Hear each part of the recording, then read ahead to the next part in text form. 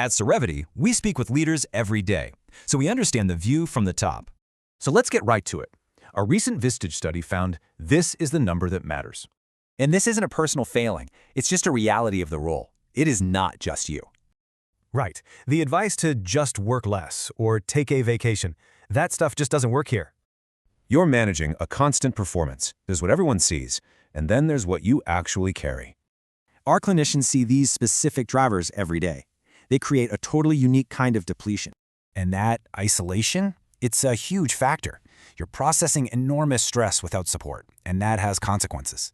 And the impact goes way beyond you. Let's talk about the true cost of doing nothing. That stress doesn't just stay at the office. For nearly half of executives, it follows you home. And the stakes are incredibly high. This has a measurable physical impact on your health and longevity.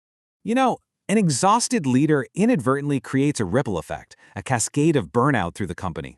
So what actually works? Because generic stress management just isn't going to cut it for this. Our work is a structured, evidence-based process. We focus on strategies that restore your leadership capacity. We actually built our practice because we saw the gap between traditional therapy and what leaders really need.